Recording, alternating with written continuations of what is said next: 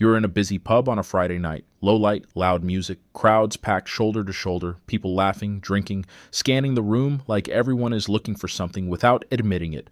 Two scenes play out right in front of you. They look almost identical. But the outcomes couldn't be more different.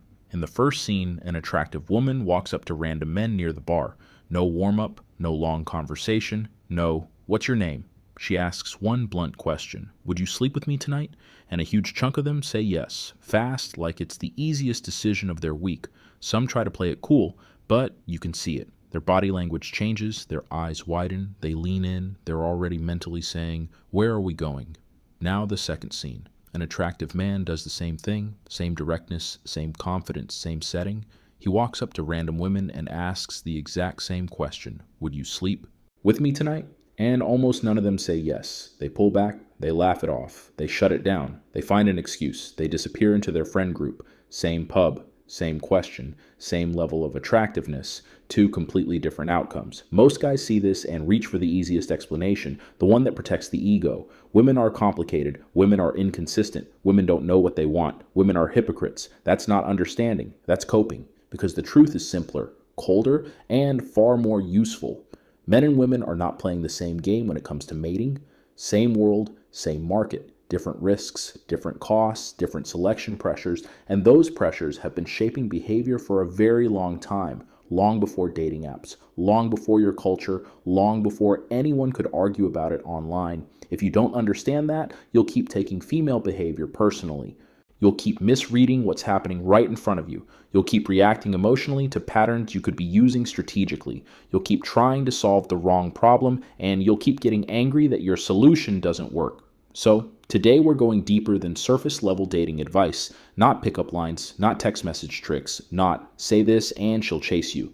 We're talking about the hidden mechanisms, what she's actually screening for, why she screens for it, why you can look perfect on paper and still get passed over in real life. And then we make it practical, because knowledge without application is just entertainment, and entertainment won't change your outcomes.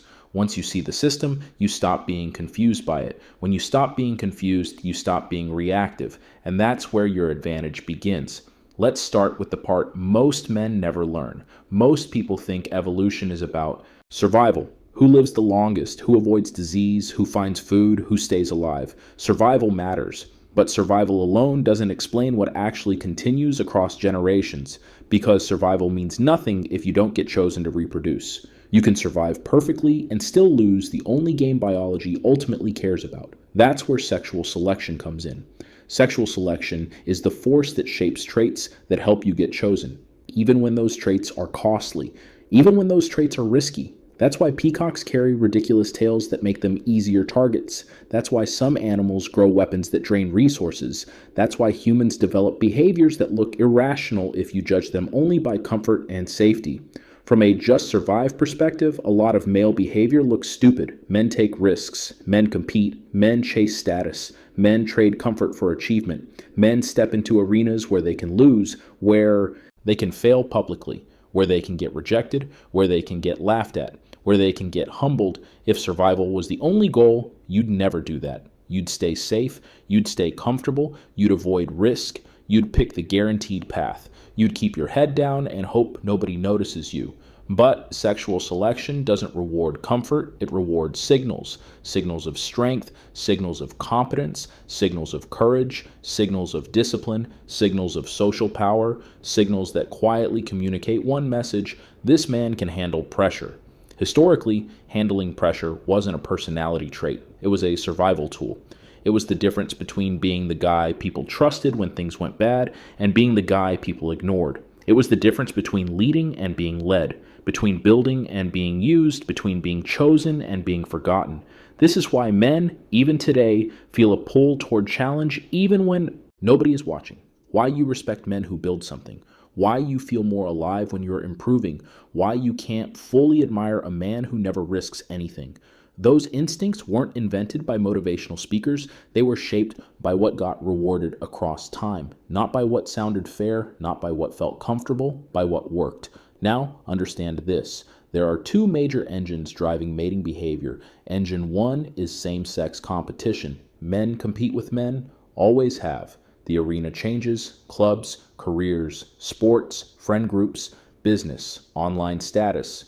But the instinct is stable. A hierarchy forms. Some men rise, some men fall, and men track it, whether they admit it or not. They notice who gets attention, who has influence, who has confidence, who has competence, who folds under pressure, who can't handle stress, who gets respect without asking for it. This doesn't mean every man is consciously trying to dominate. It means men read status cues the same way they read weather. They might not talk about it, but they feel it. And women feel it too, because women are not blind to hierarchy. They just tend to read it in a different way. Engine 2 is mate choice. The other side chooses. And in humans, women are generally the stricter gatekeepers of sex in the early stages.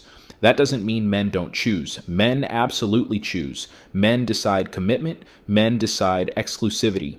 Men decide where their time, protection, and resources go.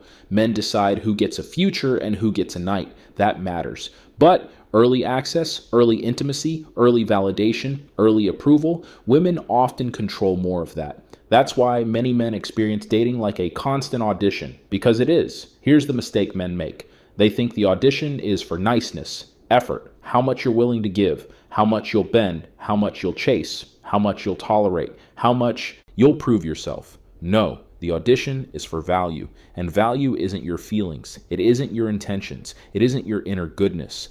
Value is what your present signals. You can be a good man and still signal low value. You can be respectful and still signal insecurity. You can be kind and still signal that you have no backbone. You can have a great personality and still signal that you're unstable, inconsistent, or approval seeking.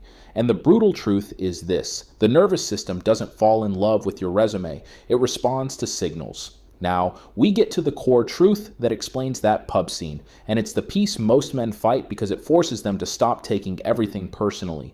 Historically, the biological cost of choosing wrong has been higher for women than for men. Forget modern culture for a moment, forget apps, forget slogans. Look at the raw structure of reproduction for most of human history. A woman's minimum. Investment historically included pregnancy, physical vulnerability, higher risk of illness or death, massive energy and nutritional cost, childbirth, and often years of early caregiving. A man's minimum investment could be one act. That difference shapes everything, not because women are morally better, not because men are morally worse, because incentives are different. When the downside risk is high, the filter becomes strict. That's not politics. That's economics. That's engineering. If she chose poorly, historically, she risked abandonment during vulnerability. A partner who couldn't protect.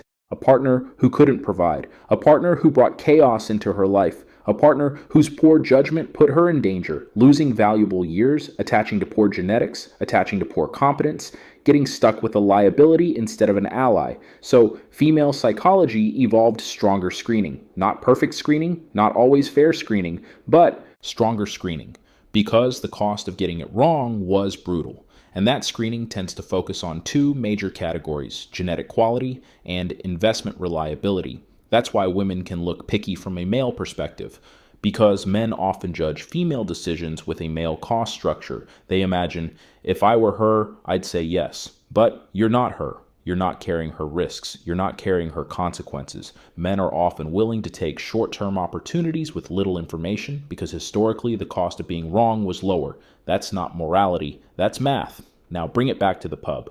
Why does the woman asking strangers for sex get yes and the man asking strangers gets no? Because women are managing risk with incomplete data. Men often hear no and interpret it as personal rejection. Women often experience the same moment as, I don't have enough information to take that risk. And it's not only physical risk, it's social risk, reputation risk, the risk of being pressured, the risk of being trapped in a situation that turns ugly, the risk of being misread, the risk of regret, the risk of dealing with a man who can't handle boundaries, the risk of escalation, the risk of attention that becomes entitlement, the risk of being punished for saying no.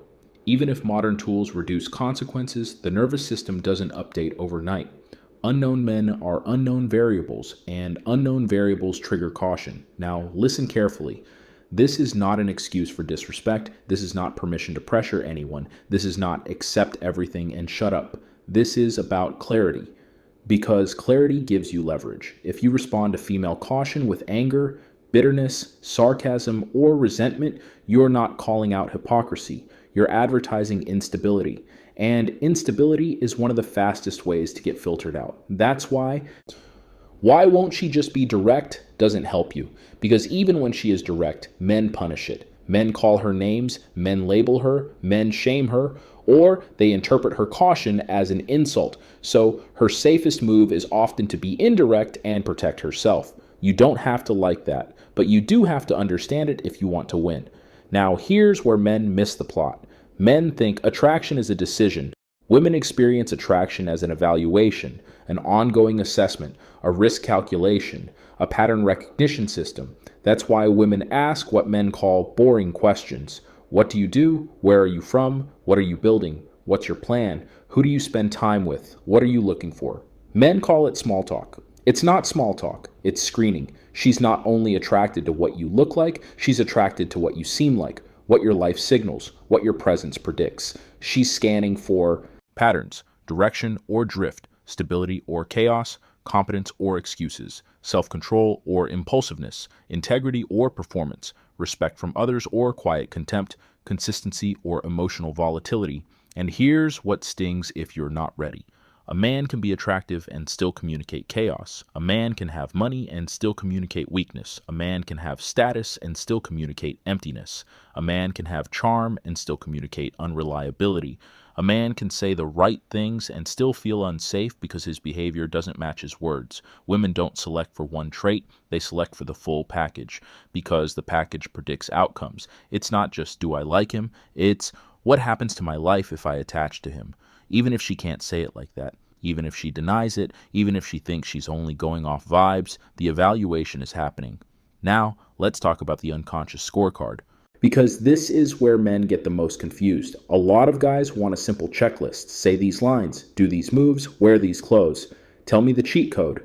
But women don't respond to scripts the way men want them to. They respond to congruence. They respond to alignment. They respond to what you demonstrate over time.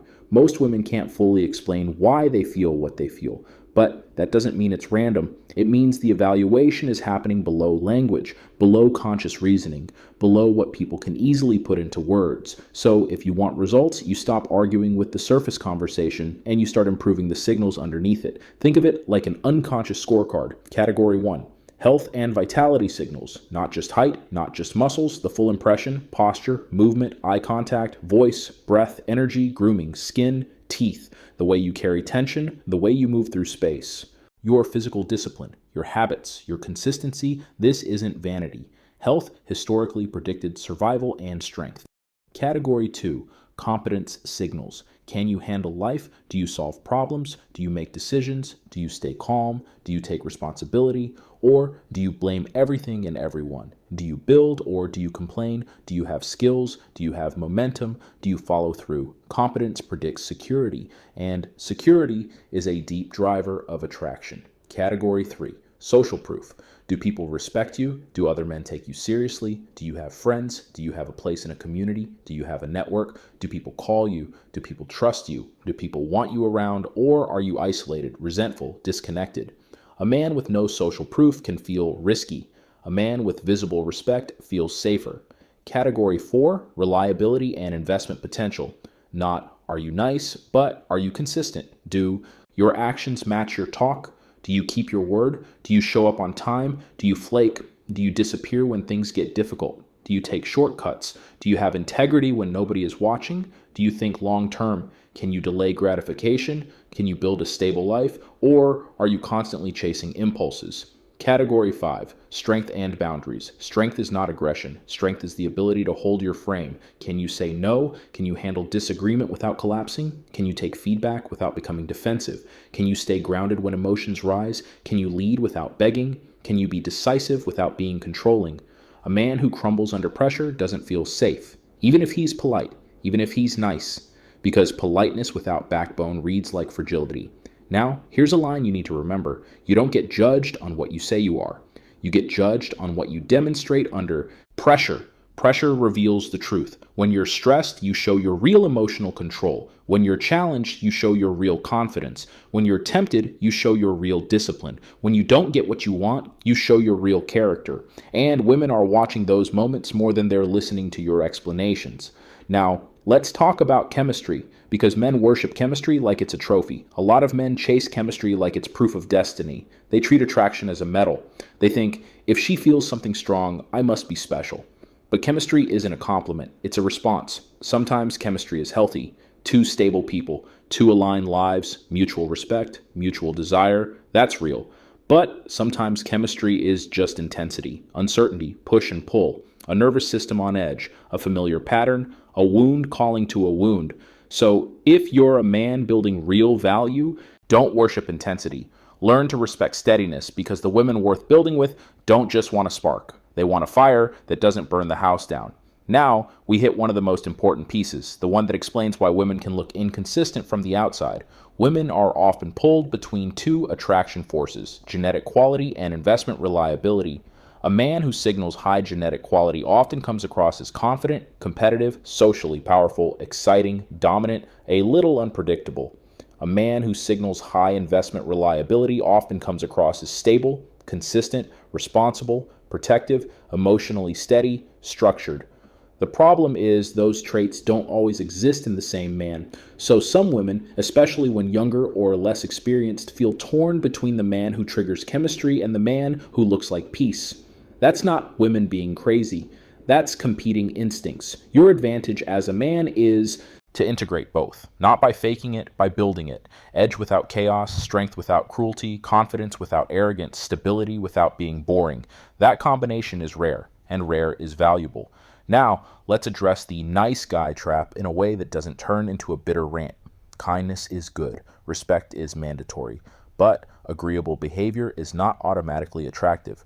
There are two kinds of nice. Nice because you're strong and you choose restraint. Nice because you're scared and you want approval. Women are not attracted to weakness wrapped in politeness. They're attracted to strength with control.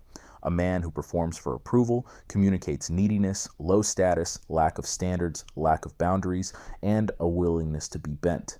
A man who is calm, direct, and anchored communicates self-respect, stability, leadership, and safety. This is why being a good guy isn't enough if you're also passive, if you never lead, if you never decide, if you never risk rejection, if you never hold a boundary. Respect without backbone is invisible. Backbone without respect is dangerous. You need both. Now, here's something men underestimate. Women watch how other women respond to you. Not always consciously, not always competitively, often informationally. If other women like you, it acts like verification. You've been socially vetted, you're functional, you have appeal, you're not an obvious liability. This is also why some men notice they get more attention when they're already in a relationship. Not always because women want taken men, often because being chosen signals that you have qualities worth choosing. It says someone else has already tested you and didn't run away.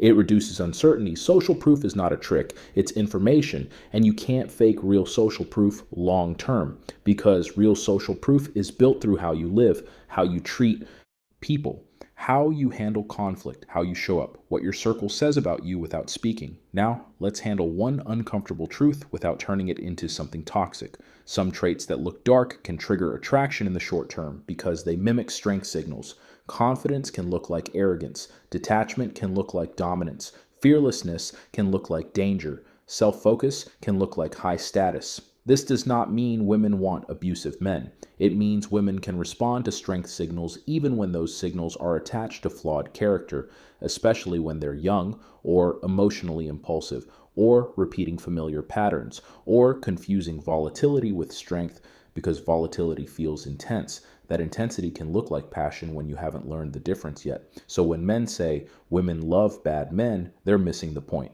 Women respond to power, confidence, and social dominance. Sometimes they mistake chaos for depth. Sometimes they mistake unpredictability for excitement. And sometimes they learn the hard way that intensity is not intimacy. Your takeaway should not be to become toxic. That's weak. It's short term. It ruins your life. The long-term win is to become solid. The best men don't build attraction through chaos. They build attraction through steadiness, through competence, through grounded confidence, through self-control that doesn't need drama. Now, we need to talk about the modern marketplace because technology amplified everything. Dating apps didn't create female selectivity. They amplified it. They turned connection into a catalog, a swipe economy, a maybe there's someone better loop. When people perceive endless options, a few things happen. Rapid filtering, short attention spans, option paralysis, unrealistic expectations, chasing best possible instead of best fit. Attention becomes cheap. Commitment becomes rare. Men often experience this as brutality. Women often experience it as overload. Average men feel invisible because they're competing in a global catalog where photos matter more than presence, where charisma gets flattened into captions, where your reputation can't speak for you. So, what's the move? You don't beat a marketplace by begging it to be fair. You beat it by becoming undeniable in real life. Because real life rewards what apps can't measure well. Presence, leadership, competence under pressure, emotional control, social respect, consistency over time, the way you make people feel safe and energized at the same time, the way you carry yourself when nothing is optimized. Here's the truth in one sentence. Women tend to choose men based on the total signal package of what you seem capable of providing, genetically, emotionally, socially, materially, especially under pressure. Not what you promise, not what you claim, not your potential, your signals. And the men who win are the men whose signals are congruent. Their body matches their discipline. Their words match their actions. Their confidence matches their competence. Their calm matches their strength. Their ambition matches their structure. Women don't just choose hot guys, they choose men who feel like an advantage. Now we get to what actually matters, the practical roadmap. If you want to be chosen more, stop trying to hack women. Start upgrading the signal package. Not for validation, not to get a girlfriend, but because becoming a stronger man improves every part of your life. Step 1. Build visible discipline, not talk, not plans, not motivation. Visible habits. Train your body, sleep like an adult, eat like a man who respects himself, handle hygiene, fix posture, dress like you understand your environment, slow down your speech. Breathe deeper. Stop moving like you're asking permission to exist. Your body is your first resume. It introduces you before you speak. Step 2, build competence. Competence is magnetic because it predicts security. Get better at your work. Get better with money. Get better socially. Learn how to hold conversation without trying to impress. Learn how to ask better questions. Learn how to be genuinely curious instead of performative. Learn how to read the room. Learn how to move through life without panic. A man who can solve problems calmly is rare, and rare is attractive. Step 3, develop emotional regulation. This is where most men lose without realizing it. If your mood swings based on her texts, you're communicating instability. If you spiral after one date, you're communicating fragility. If you overthink everything, you're communicating insecurity. If you blow up over small disrespect, you're communicating danger. If you collapse into people-pleasing, you're communicating low status. Strong men feel emotions. They just don't leak them everywhere. They can stay steady while feeling deeply. That steadiness reads as safety. Step 4, build boundaries and leadership. Leadership isn't controlling her, it's controlling yourself. Stop over-explaining. Stop negotiating your self-respect. Stop chasing validation. Stop auditioning. Be direct. Be calm. Be willing to walk away. Stand on standards without anger. Nothing builds respect like a man who can say, "This doesn't work for me," and mean it. Step 5. Build a mission bigger than dating. Nothing kills attraction faster than a man with no direction. A man whose life revolves around being chosen. Purpose signals abundance. It signals you're already moving, and she's either aligned with your path or she isn't. A man with a mission doesn't beg. He invites. Step 6. Build real social proof. Not online, not staged, real, strong friendships, communities, hobbies where you contribute, men who respect you, people who would vouch for your character, a life that contains you. Social proof is not about showing off. It's about not looking like a question mark. It's about having a real place in the world. Step 7, learn attraction without desperation. A lot of men confuse intensity with value. They chase the high, they chase validation, they chase chemistry like it's proof of destiny.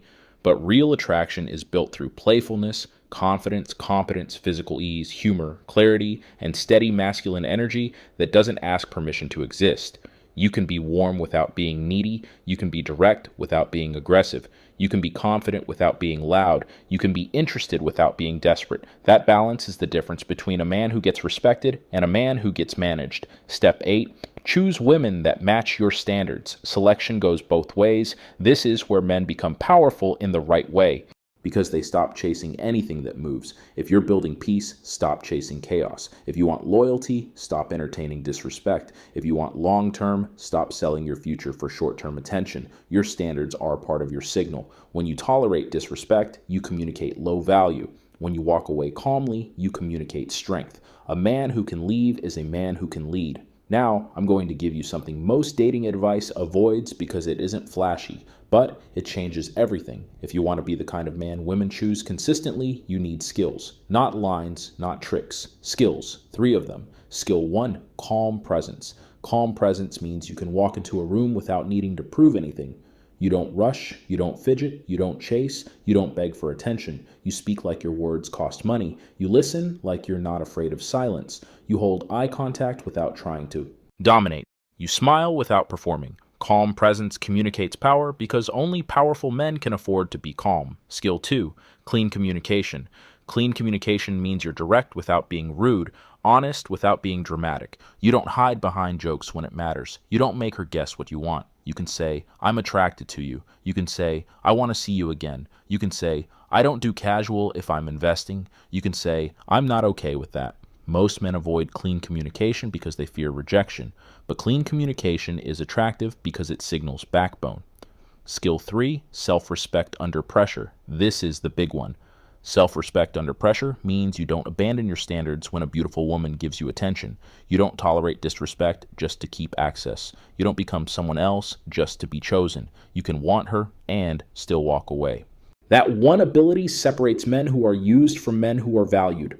Here's a simple model that keeps you grounded. Women don't fall for what you say, they fall for what you consistently demonstrate. And your life demonstrates 3 things every day: how you treat yourself, how you handle pressure, how you treat other people. If you treat yourself like an option, she'll treat you like an option. If you panic under pressure, she'll feel unsafe around you. If you disrespect people, she'll assume you'll disrespect her eventually. This is why character matters, not as a moral lecture, as a signal, because as you get older, attraction becomes less about spark and more about trust. Not boring trust, real trust, the kind that holds up when life gets hard, the kind that doesn't collapse under stress, the kind that doesn't turn into resentment when things aren't perfect, the kind that can build something. Now, let's bring this home with something simple. Female choice is not random. It's not women being illogical. It's not women not knowing what they want. It's a filtering system shaped by risk, biology, and incentives expressed through personality, culture, experience, and the modern marketplace. Once you understand that, you stop being emotionally confused by rejection. You stop arguing with reality. You stop trying to convince someone to see your value. You build value that's obvious, visible, felt, not explained. And here's the final point, because it matters. The traits women tend to select for at the deepest level, health, competence, discipline, strength, leadership, stability, those are not just dating traits. They're life traits. Build them, and you don't just get better with women. You become harder to break. More respected, more capable, more dangerous in your potential, more peaceful in your presence. And when you become that man, women don't need to be chased. They notice. They feel it. They choose. So the choice is yours. You can keep playing a game you don't understand and call it unfair. Or you can learn the rules that have always been there and evolve on purpose. Because the men who get chosen aren't the men who complain the loudest. They're the men who become undeniable.